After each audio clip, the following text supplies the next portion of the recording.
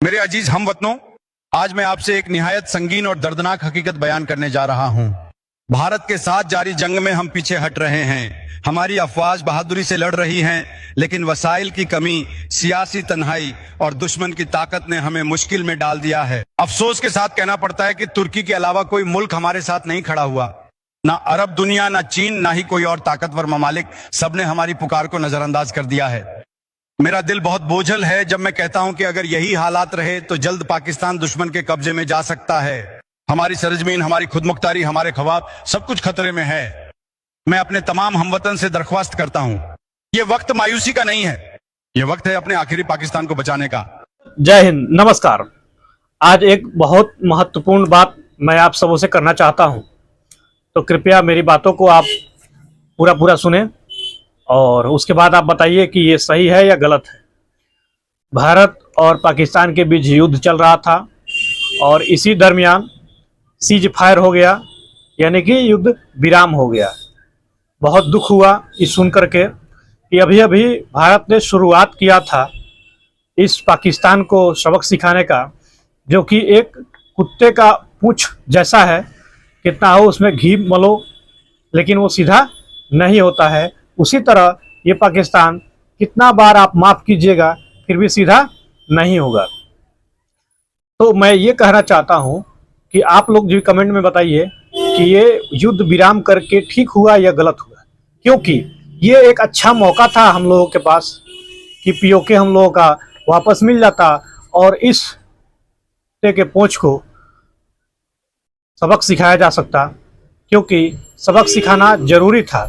ना रहेगा पाकिस्तान, ना बनेंगे आतंकवादी, क्योंकि आतंकवादी का जड़ हर देश मानता है कि पाकिस्तान से ही जन्म लेते हैं, क्योंकि उनके सोच में ही आतंकवाद है। अभी एक छोटा सा आंकड़ा आपको बताता हूं। पाकिस्तान को मतलब 11,500 करोड़, डाटा के अनुसार 11,500 करोड़ आईएमएफ से लोन मिला है। आईएमएफ से लोन मिला है, $1 बिलियन उसको लोन पास हुआ है पाकिस्तान को जनता की भलाई के लिए, अपनी अर्थव्यवस्था को सुधारने के लिए। लेकिन वो पूरी तरह पैसे का यूज आतंकवाद को बढ़ाने में कर रहा है। शायद ये पाकिस्तान ये नहीं जानता कि हमारे भारत में जो राफेल डील हुआ था, 59,000 करोड़ रुपए का हम लोग राफेल लेके आए थे। 36 वो विमान लेके आए थे पहली बार में।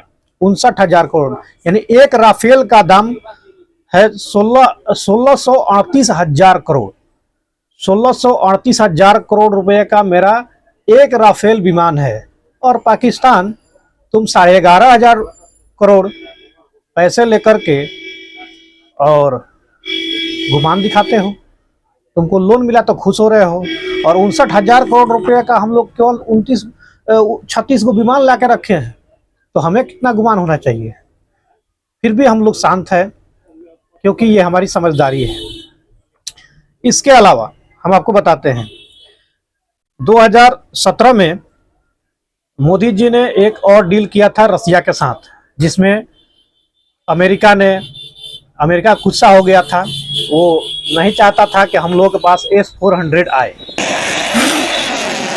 हालांकि उसका विरोध करते हुए मोदी जी ने S-400 का डील किया था, और S-400 हम लोगों को मिला था 35,000 करोड़ में।